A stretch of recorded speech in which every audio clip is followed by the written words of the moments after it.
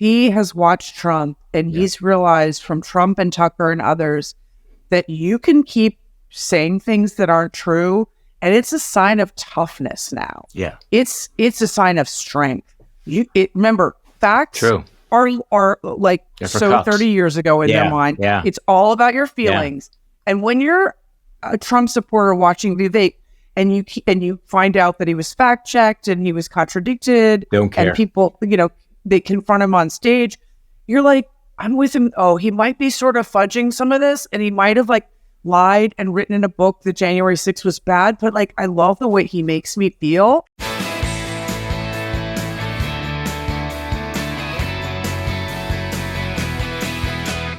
Welcome to the Bulwark Podcast. I'm Charlie Sykes. It is September 28th, 2023.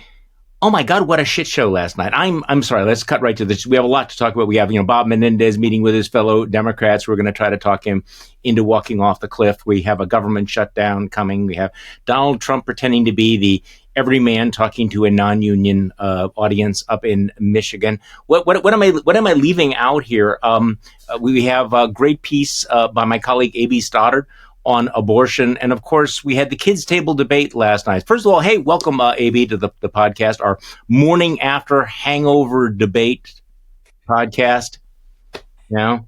So, Charlie, we were together the morning after the last. No, we had to do it again. Hungover, but we didn't have camera. So that's right. This is like a whole new horizon. For people who don't know, yes, this is a YouTube video. You can see the very different backdrops that, A.B., sunny and bright.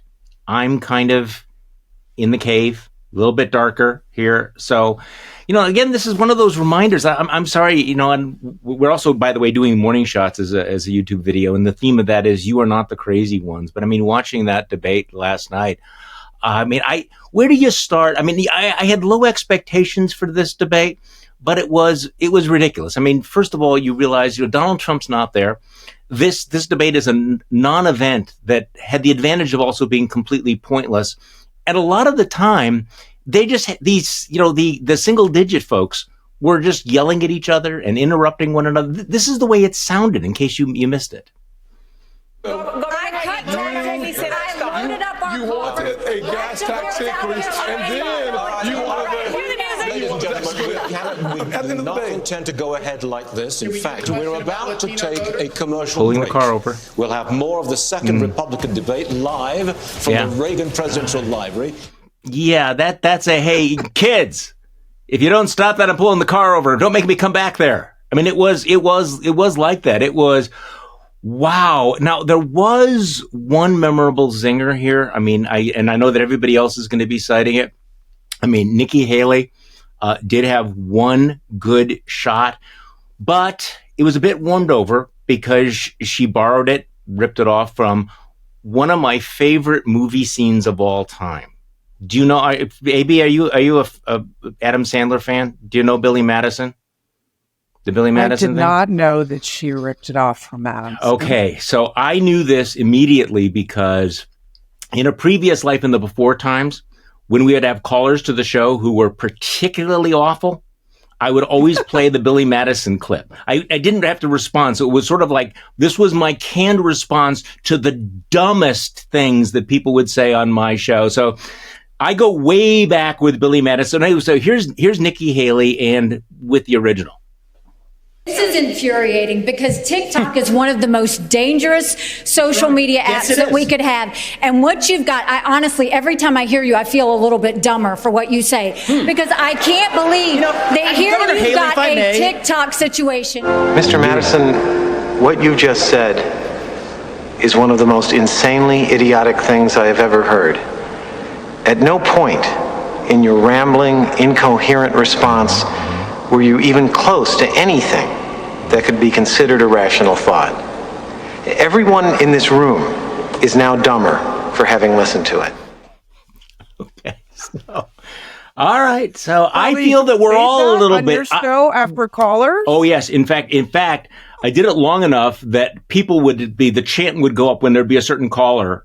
People on social media would go, Billy Madison him. You got to do a Billy Madison. There was kind of like, the people began to demand it. It was, suppose I really love that. It was very good. So do we have to do this? Do we have to pretend that there was a winner and loser? Do we have to do that kind of punditry?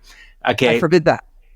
Okay. But, I mean, we have a great piece in the Bulwark today by Nicholas Grossman, who said this felt like a broadcast from an alternate dimension. One where the Senate had convicted Donald Trump on the January 6th impeachment, barred him from office, freeing Republicans up to debate about other substantive things. And because it was a Fox Business debate, of course, they didn't ask about his, Donald Trump's suggestion that Mark Milley be executed. They didn't ask about the big fraud judgment. There were some shots, but they were felt like slap fighting shots, not really hard. So let's pretend just for like for 30 seconds that this is like a normal pundit discussion. Who won last? Okay, so I will revisit my response a month ago to the first debate, which feels like 6 months ago, when I said what was the effing point. Pretending that it is a before times event that we're supposed to take seriously, and we're back there. We've time traveled. It is fun to think, Nikki Haley had this great breakout event before the first debate. Yeah. Tim Scott was the buzz. He was the it guy. He had kid in the lineup. Then she wasn't. All of a sudden, boom, he disappears in the first debate. She has this great performance. You and I talked about how all the donors can get on the phone with each other. That by the end of that week, rally behind her, push out DeSantis, consolidate the field, the fan fiction, make something of their checks that they're writing. And instead, we get to this again, single digit, face off where everyone comes in on, I hope Red Bull, but maybe cocaine, speaking so quickly it was really hard to understand them. And she was, I guess, essentially the star because DeSantis's first debate was so bad. She was really kind of obnoxious and frantic, barking at everybody. Yeah, she had some good shots. DeSantis lives to see another day. He'll get some new checks in the mail. Charlie, I don't think it matters. I think that Mike Pence and Tim Scott were very aware that they're unlikely to be at the third debate. So there was a sort of a wistful kind of sadness to them, particularly Pence, just knowing this was kind of the swan song. Yeah, really, it was pitiful. The time for choosing is past. See, I'm a little bit kinder about this. I mean, I did think that. I mean, Nikki Haley had a solid night. I mean, to the extent that people are looking for who's going to be the second place finisher, she didn't hurt herself. Ron DeSantis, though, just cannot get out of the way of his cringeworthy awkwardness. I mean, I'm sorry, it's distracting, and I know I'm dumbing this down, but it is distracting. Just watching that weird, fake robotic smile he has. I mean, it's just creepy. You probably didn't watch the show The Boys, right? The character Homelander. I'm sorry. Once you've seen Homelander side by side with Ron DeSantis, you can't unsee it. That's part of the problem. I'm sorry. I'm going to look that up today and allow myself to never unsee it again for the rest of my life. He was so cringe. We're going to focus on Midland and not Moscow. And he has all these lines that he memorized. And he made sure to always say he's with his wife. But look, it was better. It just was better than the first one. Ron DeSantis. It was better than his first debate. You're just lowering your expectations. I know. I mean, he just lives to see another day, but again, that doesn't matter. Yeah. I mean, how many days is he going to see? I mean, how far does he have to fall? I mean, does he have to fall into fifth place, into sixth place? So, by the way, thank you for reminding me of something that I'd actually forgotten about. I'd forgotten that Mike Pence and Tim Scott were also there. I mean, I'm sorry, but apparently they said some stuff. Okay, so because we need just a little bit of. There was something substantive out of this. I continue. I have this lonely torch that I'm carrying for Christie, who, we've had our issues. Okay. I mean, we have some history, some F-bomb histories. But he made a point this morning. He was on Morning Joe and he said, if I hadn't been on the stage, nobody would have mentioned Donald Trump. I think he's right about that. I mean, there were some shots taken, but they were the, deficit shots are not, showing up. But here is his closing remark. And I don't know how it plays in New Hampshire, what I know about how it plays in New Hampshire. But here is Chris Christie, at least being Chris Christie near the end of this debate. Look, I think I've been the only one on this stage who's been clear about this. I vote Donald Trump off the island right now. And the reason I vote him off the island, any of the people on the stage, you know what? Every person on this stage has shown the respect for Republican voters to come here to express their views honestly, candidly, and directly, and to take your questions honestly. I have respect for every man and woman on this stage because they've done it. Vivek, put your hand down for a second, would you? Chill out. I still got time, dude. So chill out. Here, look. This guy has not only divided our party, he's divided families all over this country. He's divided friends all over this country. I've spoken to people, and I know everyone else has, who have sat at Thanksgiving dinner or at a birthday party and can't have a conversation anymore if they disagree with Donald Trump. He needs to be voted off the island. Yeah, he needs to be voted off the island. So, but unfortunately, you know, and again, I'm sorry because this feels like kind of, you know, rote punditry. I mean, the winner last night is the guy that didn't show up. I mean, Donald Trump is paying no price for not showing up. He's undoubtedly watching this shit show and going, why should I show up? What is the point? You know, he can show almost an infinite amount of contempt for the Republican National Committee, for, you know, Fox News, Fox Business, and for Republican primary voters. And they basically say, thank you, sir. May I have another one? So. Right. I mean, he wins. Nothing changes. You're right. I mean, they need him. Fox and Fox Business and the RNC. The RNC is rigged, you know, for his nomination. He happens to be doing so well in the polling, but it was still never really a neutral setup.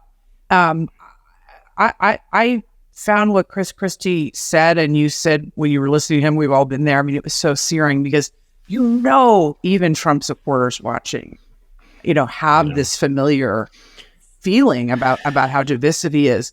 And of course, it was awful that we couldn't have more Christie. If he had more time, would have brought up General Milley. We would have had more exposure to the poison of Trump. But I'm so concerned, Charlie, about a debate without Christie, even though they don't matter. Which may be the next one. Right. Even though Donald Trump's never going to show up to them and he's still going to be the nominee unless, you know, something unicorn. Yeah.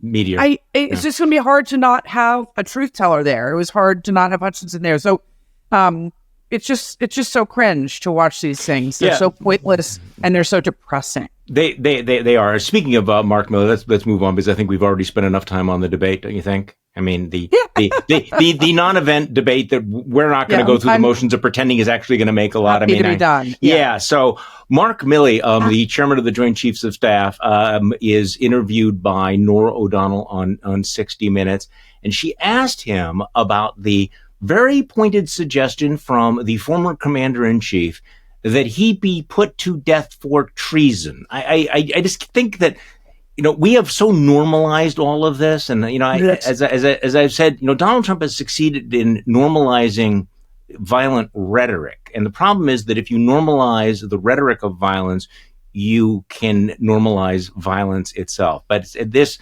seems like one of those extraordinary moments for Captain Bone Spurs to go after one of the most decorated officers in the U.S. military and suggest that he be put to death. Norah O'Donnell asks Milley about that, and here's what Milley had to say. President Trump recently said that your dealings with China were so egregious that in times gone by, the punishment would have been death. That's right, he said that. Mm-hmm. That's correct. He is suggesting that you be punished by death. The former commander-in-chief to his former top military advisor. Look, I'm a soldier. I've been faithful and loyal to the Constitution of the United States for 44 and a half years. And my family and I have sacrificed greatly for this country, and my mother and father before them. And, you know, as much as these comments are directed at me, it's also directed at the institution of the military.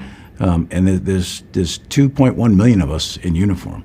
And the American people can take it to the bank that all of us, every single one of us, from private to general, we're loyal to that Constitution and we'll never turn our back on it no matter what the threats, no matter what the humiliation, no matter what. If we're willing to die for that document, if we're willing to deploy to combat, if we're willing to lose an arm, a leg, an eye, to protect and support and defend that document and protect the American people, then we're willing to live for it too. So I'm not going to comment directly on those things, but I can tell you that This military, this soldier, me, will never turn our back on that Constitution. But for the record, was there anything inappropriate or treasonous about the calls you made to China? Absolutely not. Zero. None. It almost seems odd to ask this question because the former commander-in-chief seems to be calling for your execution. Yeah. Are you worried about your safety? I've got adequate safety precautions. I wish those comments had not been made, but they were, and we'll take appropriate measures to ensure my safety and the safety of my family.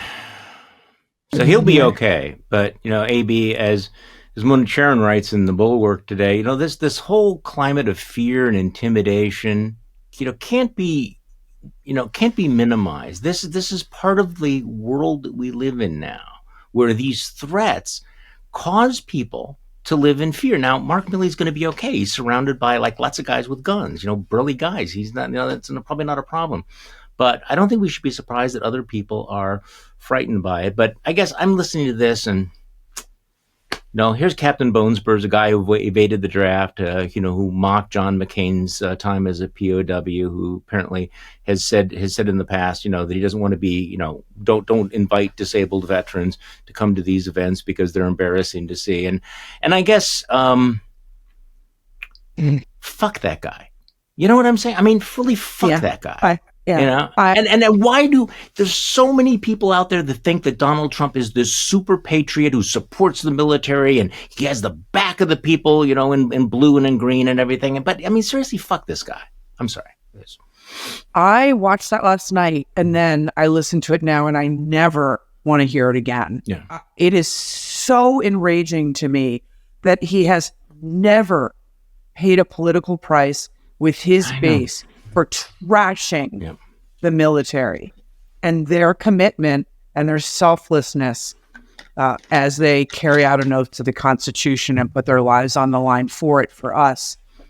And the idea that you're right, Milley will be safe. He'll be fine. That anyone who steps out now, from Cassidy Hutchinson to Senator Romney, to anybody that steps out and tells the truth, is actually, at the very best, poll workers, very intimidated, and then at the worst, at risk of their physical safety and potentially their lives. And I am just stunned of all the things that Trump supporters, his most devoted fans, can rationalize. The deep state, the 91 charges, his great relationship with Vladimir Putin, trusting him more than his own DNI, whatever they suck up, chew and swallow, that he talks this way about those who serve, that he looks that way at those who serve, and that he undermines and politicizes the military is so disgusting, and he's never, ever paid for it. No, he hasn't, and that's why I think in the context of the motion from Jack Smith to impose a protective order on him. I mean, the fact that the judges, in this case, all the judges, including Judge Chutkan, I mean, have to take into account the fact that this guy has a long track record of intimidation and of threats, and that it does take a toll. Look, I mean, in that remarkable piece on Mitt Romney was in the Atlantic, talked about how he had to have spend $5,000 a week on security. There are members of Congress who have maybe rationalized, maybe they're full of it, but they're saying that they didn't vote against Donald Trump, vote for his impeachment because they were afraid for their physical security. Now, okay, maybe they are cowards, maybe they should get out of office, but the reality is, the point you made is, it goes all the way down. School board members, people like Shay Moss, just workers. And for a lot of those people, they will make the calculation, it's just not worth it. And they will get out of politics. They will pull back, which again is part of this playbook. You scare out the normies, the truth tellers, you drive them out, and what fills the vacuum? And so, whether or not this is a vast conspiracy or whether it's simply his thuggish reptilian instinct, the effect is the same. Right. I think that people are going to get out of public service that we need, the kind of people with integrity and commitment that we need. like you mentioned, school nurses, school librarians, school board members. But what we're going to see next year is people who right now are hiding behind their support for Tim Scott, who won't be able to protect them much longer because his candidacy won't last too long, or they're hiding behind No Labels, who are obviously very uncomfortable about the idea of faking their support next year for Donald Trump. But they will. They will do it. Because if they're not going to get out of politics, it will ruin their wife's life or their kid's life or their life with threats and the need for security detail. Yeah, I mean, this cannot be understated how significant this is. Okay, so you and I are having this talk about the alignment of the planets. So it is Thursday, September 28th, 2023. We've just had this pointless presidential debate. Donald Trump continues to lead in the polls. The Republicans in the House of Representatives are beginning their first impeachment hearing today, despite basically admitting that they're a little bit shaky on the timelines, on the evidence and all that. And they're beginning the impeachment proceeding a couple of days before they're about to shut down the federal government over what? So let's just talk about the shutdown, because I mean, it does feel as if, this is like a big deal, but we've kind of become numb to it like so many other things. They're going to shut down the government. I mean, how does this get resolved when you have a speaker who, basically has, given away his manhood, put it in a lockbox somewhere? I mean, he has to choose at some point, right, between keeping the government open, keeping the lights on. He has to choose the country over his speakership. And Kevin McCarthy has at every single turn chosen the speakership because he really must want to have that freaking portrait up on the hall, whatever. So where are we at here? Well, what's so interesting, as you notice, we're shutting down the government. We don't really know why or over what. And the impeachment hearing commences today, not with any new evidence, but some pro-Trump lawyers or people who are going to, talk about the danger of this if it were to be real, that type of thing. And then, it's sad that it's normalized, but we have been anticipating the government shutdown since the debt deal was sealed. Knew it was going to happen, right?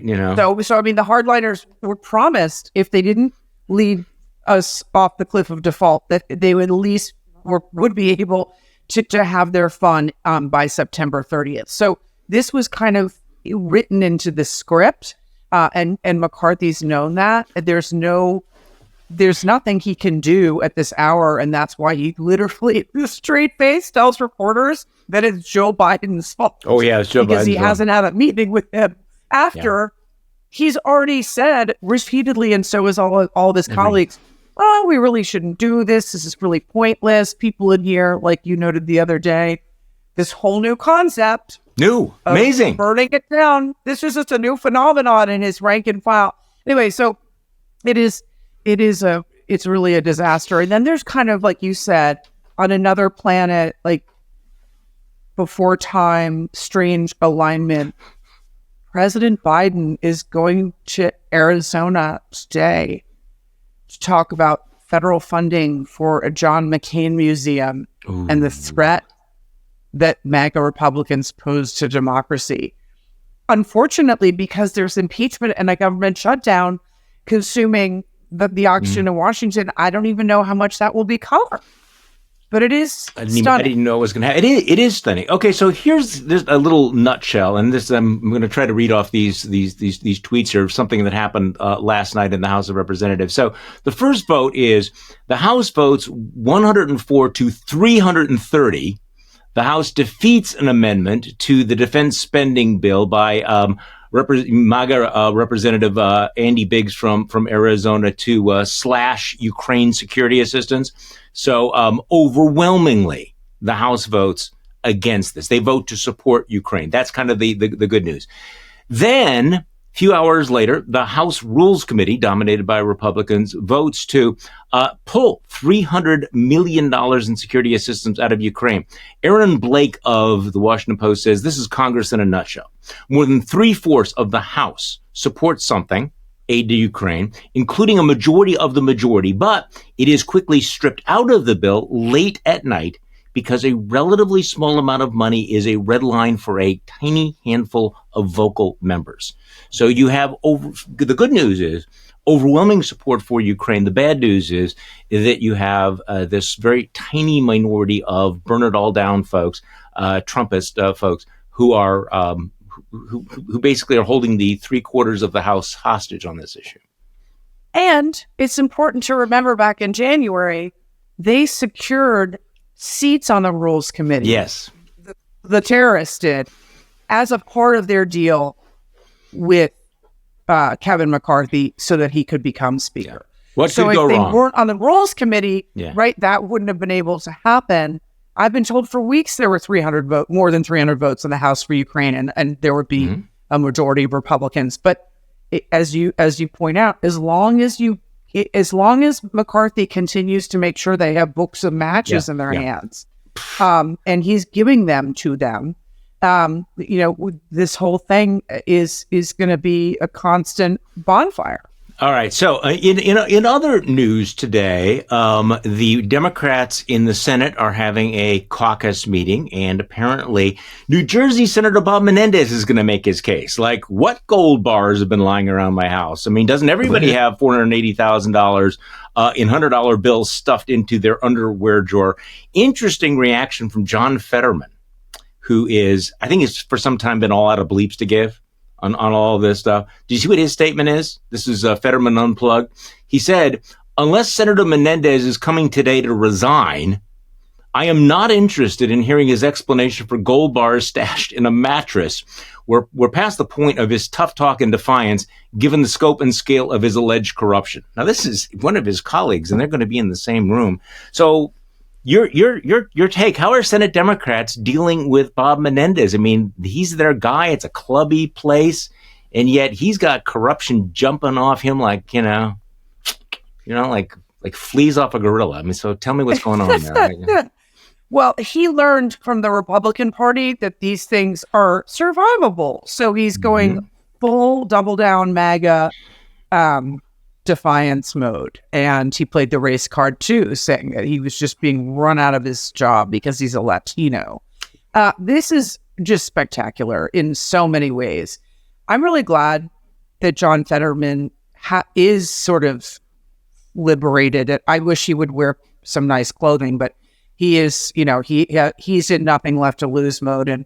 And I think I appreciate how honest he's being. What is so remarkable, obviously, is that Democrats are policing their own, that they do care about some standards of conduct. When they were being a little hesitant at first, I was like, hi, guys, Al Franken's on line 1. You better step up and start saying this is bad. And then there was a permission structure and they all did it together. Not all of them. Yeah. True, Charlie. Like, it's really important for people to know that he obviously has done a lot of good as a senator and on foreign relations. He has a really impressive record in a lot of ways. And these friendships are deep after all these decades. And it was really hard for Cory Booker to come out and say, yes, but it's time. It shouldn't have been, because Bob Menendez is old school crook. I mean, the folks from Just Security just have and talk about the national security implications of them. I mean, this is like not close to the line. They have a piece, which I would urge people to go look at, the ongoing security threats posed by Bob Menendez, disclosing United States staffing blueprint in the Egyptian embassy, providing advance information on U.S. military aid, ghostwriting a letter requesting U.S. military aid from the government of Egypt, providing a heads up on questions the U.S. senators intended to ask of Egyptian officials. I mean, the ongoing national threat posed by Menendez in his current role this is in a class all by itself. So I guess the question is, so what happens after today's meeting? I mean, there have been, how many senators? Not all of them. We haven't heard from Schumer. We haven't heard from Joe Biden. I mean, a lot of Democrats have broken with him, but what happens after today? I don't know, because he's playing Donald Trump. I think that Wrong in the party, meeting, they're going to, the people who have said, who have not yet said publicly he should resign are going to say in the meeting, like, dude, you're done here. And we're all going to, we're going to present a united front. And it's really stupid of you to try to hang on. We love you, Bob. Yeah. But that's what the meeting is is going to be. And we just don't know how defiant he remains. I mean, it's so funny when you read the just security bullet points. Like, really, Saudis are walking around Mar-a-Lago and they're just allowed to go into some random storage room where there's a copy machine and boxes of classified documents. Like, what could happen? Only Democrats care about threats to national security now. I mean, it is so terrifying. It's not that Bob Menendez is not threatening national security. I am terrified. It's just beyond belief. But they can't really force him out, can they? I mean, they can't. I mean, the moment he resigns, he becomes a little person, right? We talked about this with Ben Wittes yesterday. Nobody returns his calls. He's got no protection. You know, he's cold product. He's going to prison. So what is his best play? Hang on to the job. What? Become a Trumpist? No, this is hope for a Donald Trump pardon. What? I can't get in the mind of people who don't have shame. And this is a very new part of our politics where you double down. Maybe we should. You keep lying. Yeah. And you say, come at me, bro. I don't care. Maybe you guys talk to me in the lunchroom.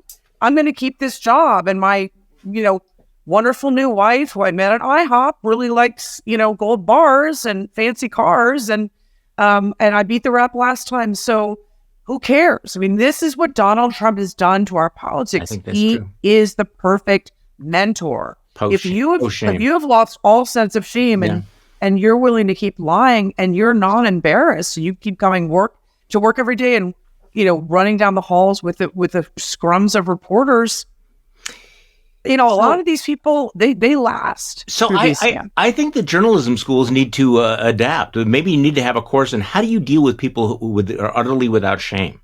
Right, because most of us are not prepared to do that. It's like, okay, have a course. What do you do when you're dealing with a pathological liar? How do you deal with that? How do you talk to that person? How do you cope with or cover somebody who has absolutely no shame and maybe not always then put the word defiant in the headline? Maybe we got to come up with different words for this.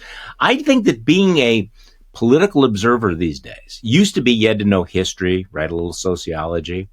Now I think we all need degrees in psychology or something. Psychology and pharmacology, maybe. I mean, I agree, Charlie. I mean, when I watch Vivek Ramaswamy, what I see is that he's smart. He has watched Trump and he's realized from Trump and Tucker and others that you can keep saying things that aren't true. And it's a sign of toughness now. Yeah. It's a sign of strength.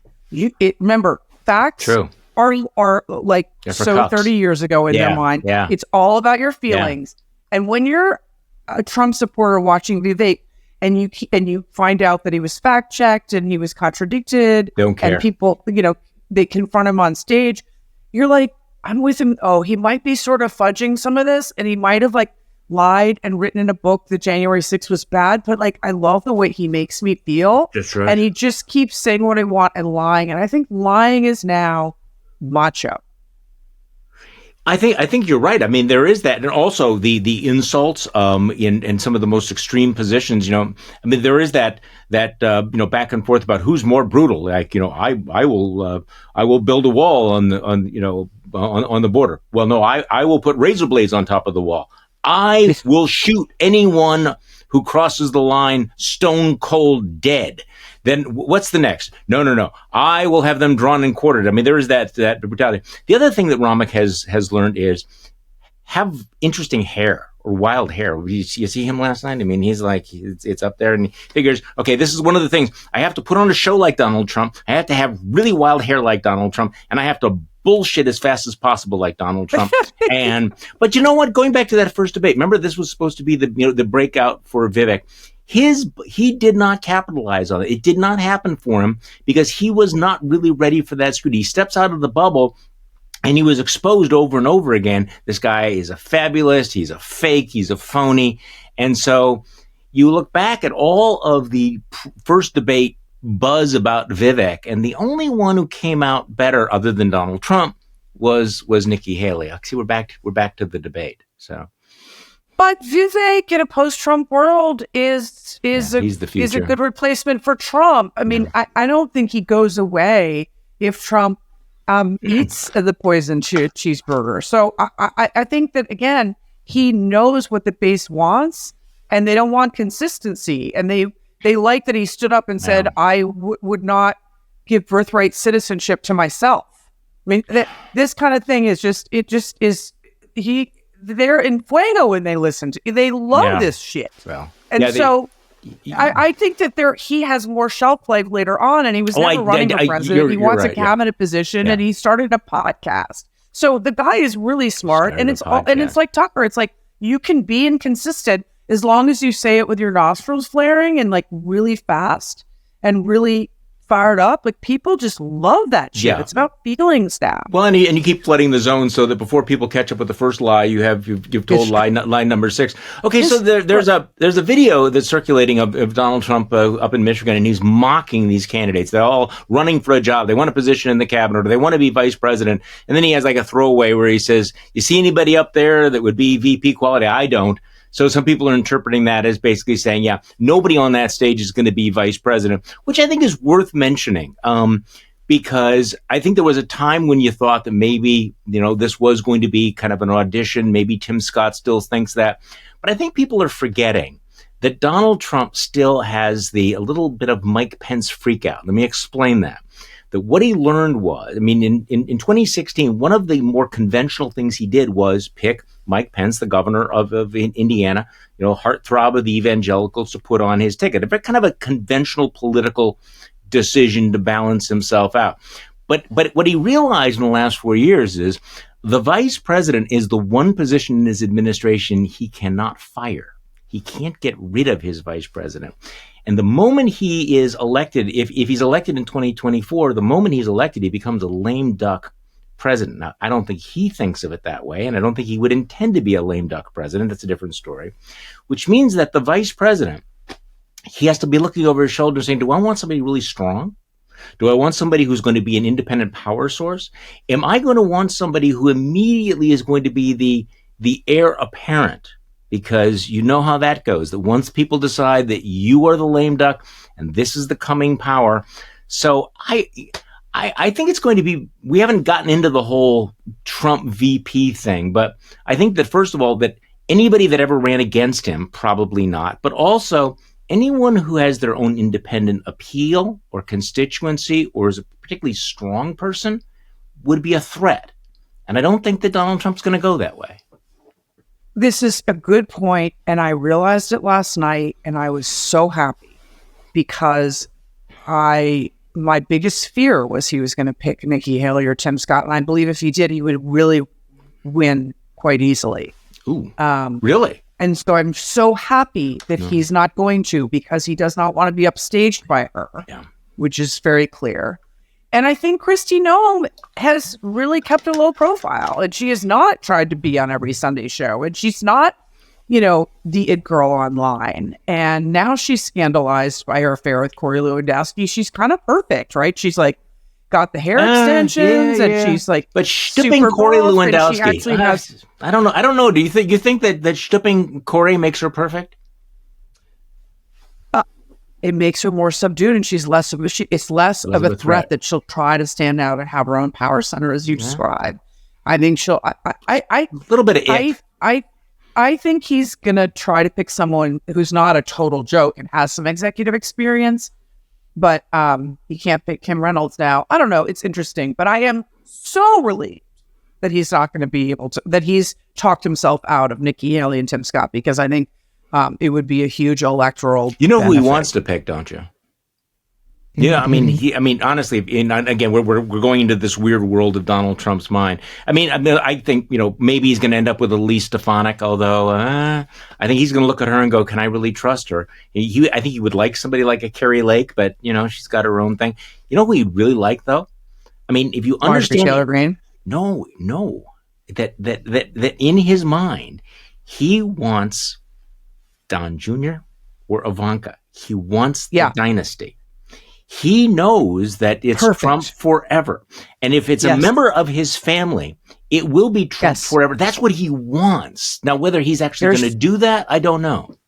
You're so right. Yeah. You're so right. So somebody's going to have to either talk him out of it, or he's going to say, look, Whoever I pick immediately becomes the front runner in 2028. I do not want to go off into the sunset. I need somebody who's going to have my back. The only way to do that, and by the way, I mean, in this context, Kennedys, Bushes, Clintons, you have this around the world. I mean, the Marcoses in the Philippines. It is not unknown to have these kind of family dynasties. And so Donald Trump obviously is going to go through that thought process. This is genius, Charlie, because it's true that if you think about all he's been through and what everyone has worked for him has said about him, think about everyone around him in the final days. They've all trashed him except for Jeff Clark and Peter Navarro. So, but I can't remember if Navarro was still working for the White House at that point. Whatever, he was insignificant. He was like a fake advisor. So, but he was like a coup, an instrumental coup person. I mean, they've all said awful things. And so really, you make a great point. Any vice president has the potential to go rogue. No one is to be trusted. Okay, I mean, I think one of the worst VP choices of all time in retrospect was Sarah Palin by, the late lamented John McCain, who I'm sure came to regret that at a certain point. But can you imagine, remember how that was, the game change and everything, where suddenly all the focus was on, she's the hot new thing, and there was all of this attention. Donald Trump could not stand to have the spotlight shifted. John McCain was okay with that. He was okay. Let them look at Sarah Palin. It was terrible and terrible. I cannot imagine him having the ego. Okay, I want to talk about your piece today, because it is extremely interesting. And I have been associated with the pro-life movement for many, many years. And it is really interesting watching their response now, the organized pro-life movement's response to Donald Trump, who's decided that they are a liability. I mean, he rode them to the presidency. He can claim that he was the one who got Roe overturned, but he is now aggressively throwing them under the bus, saying that it's just terrible that they push for these 6-week bans. And so tell me about their reaction and why having, him with his attack, why they're just rolling over. I think there was a time back in the winter after his initial comments about how all the midterm disappointment was a result of abortion. Of course, not the crazy candidates that he endorsed and who ran for significant positions like governors of swing states. But he wasn't totally wrong about this, right? I mean, the Dobbs backlash was real, But they did not like that, and they felt insulted because it was very direct. So they think Ron DeSantis is on the rise. Tim Alberta writes this amazing piece in March in the Atlantic about how he had really fallen out of favor with evangelicals. He was on this podcast talking about that. And literally by May, they're buckling by May, because they saw what you and I saw in April, which was Donald Trump was inevitable. That was before Ron DeSantis was even a candidate. So you can tell in their comments, they're trying to say, we're talking about the ban with him. They want to ban federal legislation. Ban. He is basically, for all intents and purposes, saying no. And he's constantly basically saying, I'm the most pro-life president ever. Without me, you guys would be nowhere. We got rid of Roe. To try to say to the voters, you got what you asked for and you've got enough. Right. And I know about winning elections, and you're just going to have to take this from me. And the leaders have basically said, and I quote some of them in the piece, we're going to non-deal with this right now, because they know next spring, when he's the presumptive nominee, that they will be supporting him. And so there's no purchase in trashing him now. Right. And he may come around. He may come around to a 6-week ban at some point. But I do think that Democrats ought to realize that, with all the craziness going on, he is pivoting. While DeSantis has decided, his theory was, I'm going to pivot as hard right as possible. Weirdly, and some people are going to be shocked by this, Donald Trump is moderating his position on issues like this. And so he's going to be a little... Right. I don't think he goes to a 6-week ban. Yeah. Ever. Even after he's reelected. So. I don't even think he'll care then, Charlie. He doesn't care. No, he doesn't care. I'm just wondering what they're going to do. But the way he's intimidated them, he actually said that that these pro-life groups are kind of like a business. He's basically, which of course is projection on his part because everything is a grift. And instead of pushing back on that, these pro-life groups are going, okay, whoa, okay, do not make him mad. Do not piss him off, right? Yeah. They're going to fold tent, and they really kind of already have. I mean, you can see dating back a few months to things that they've said. And so it's all out there. I mean, I thought last night more candidates would try to take advantage of this opening. And it was like they know it's over. It's over. And that there was nothing to drive a wedge between. And so I think Ron DeSantis will say it a few places, but they didn't want to grab the mic last night and make that, they weren't going to make that the hill to die on. And it's because also Ron DeSantis is avoiding saying that he, if he was president, would back a 15-week ban. So he wants it both ways as well. So it is really amazing. But the pro-life leadership, and I say this in the piece, and I know I thought of you a lot when I was writing it, Charlie. It's hard to dump on them this directly, but they deserve it. If a national ban was the priority, they would have already endorsed Tim Scott. Well, okay, so this may sound like a digression, but leaving aside the 6 weeks versus 15 weeks, I think the more telling moment this week was when Republicans, desperate to throw some spaghetti up against the wall on the budget, decided to cut one safety net program after another. Okay, so pro-life ought to mean more than just abortion. It ought to mean being in favor of children, families, mothers, life. And they are just, there was a moment where when the dog caught the bus and they overturned Roe was, okay, will the pro-life movement now pivot to supporting, making it easier for mothers to have children out of wedlock, low-income, mothers, to create an environment where children can thrive and families can thrive? Are we going to see that more seamless fabric of life approach? The answer is decisively no, since they're in the business of cutting one program after another. And I think this is one of the critiques of the pro-life movement that has been annoying to them for many years, that they were only pro-life up until the moment of birth. They had 50 years to come up with a persuasive answer or a credible answer to that. They failed to do it. And now it's like they're not even trying. They're not even making an effort.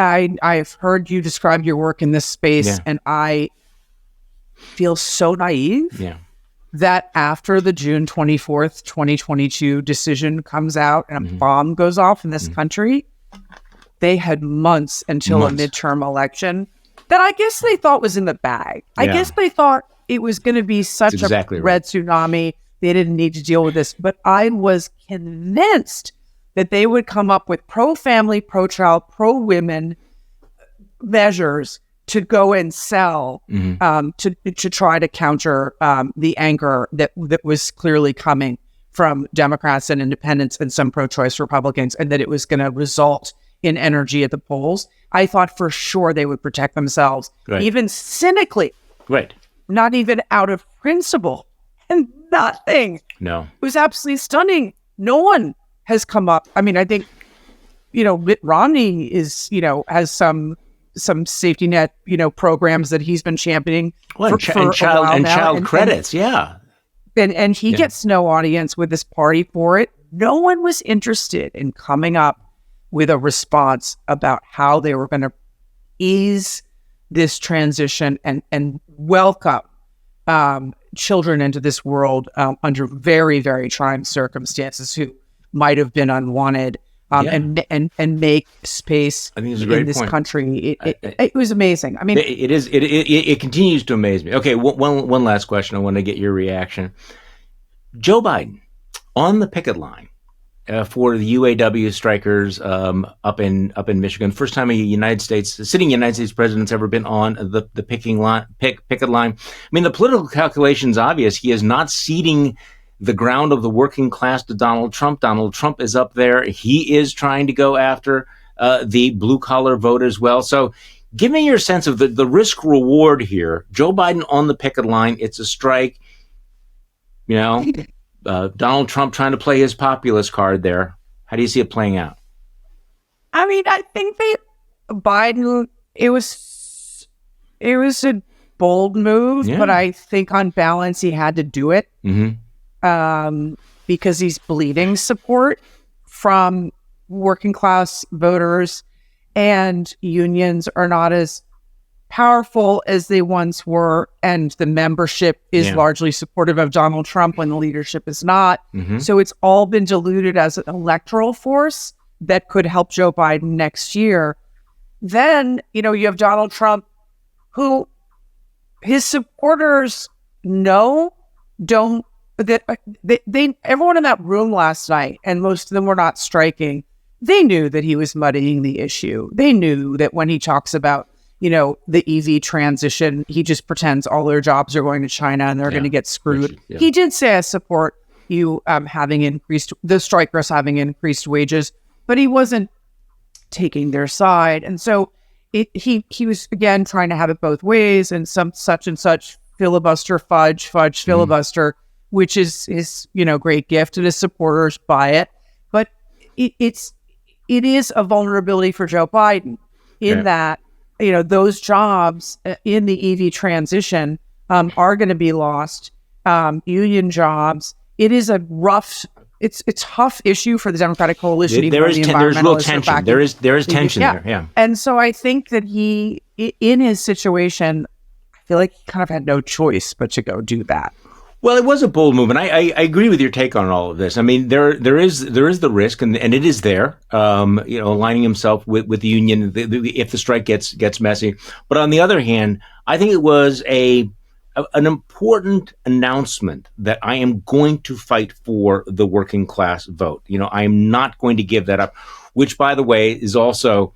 Maybe he didn't have a choice, because if you don't fight for the working class vote, you're going to have a very, very hard time in Pennsylvania, in Michigan, in Wisconsin, all the states that are going to decide this. So it will be interesting to see how it plays out. I also think that they have to double down on going after this fake populism of Donald Trump. The idea that Donald Trump, the guy who screws over his employees, doesn't pay his contractors, is a tax cheat, etc., that he is a champion of the working man. It's sort of like the absurdity of thinking that Donald Trump is a champion of the military, that he actually has respect for the men and women in the military. It's bullshit, as is the notion that somehow he is the law and order candidate, while he's also running with pledges to pardon many of the January 6th rioters who attacked and beat and tased cops. So they need to go after those points. It's bullshit that he supports the military, bullshit that he supports the police, and bullshit that he supports blue collar workers. So, hey, strap in for the next year and a half,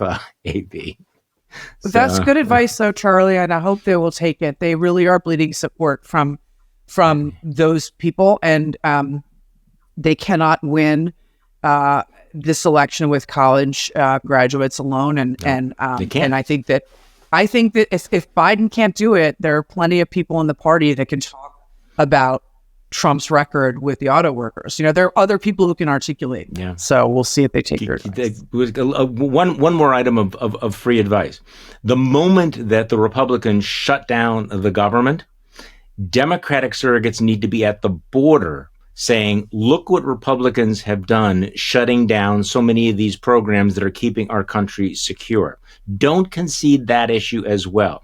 It's very clear that Kevin McCarthy and the Republicans are all in on this issue of immigration and border security, and yet they cannot be allowed to shut down the government at the same time claiming they are the party of border security. So again, this is all free. Take it for what it's worth. So, all right. Even Mitch McConnell was trying to give him that advice on the Senate floor yesterday. He knows it's a problem. And of course, the last person that they listened to him less than they listened to Chuck Schumer, but he was making a salient point. And I agree with you. I think immigration is really a terrible liability right now. It is. For the Democrats heading into next year. And that is a good moment to sort of own it and say, look what they're doing if they thought it was so important. Yeah, but they wouldn't be defunding at this moment. And I don't expect them to take advice from me necessarily. AB Stoddard, thank you so much for joining me. AB, of course, is the newest member of the Bulwark staff. Once again, welcome to the team. Thank you, Charlie. It's really fun to be with you again post-debate.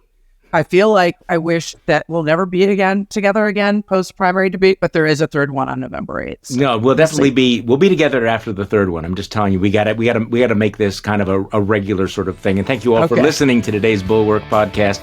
I'm Charlie Sykes. We will be back tomorrow, and we'll do this all over again.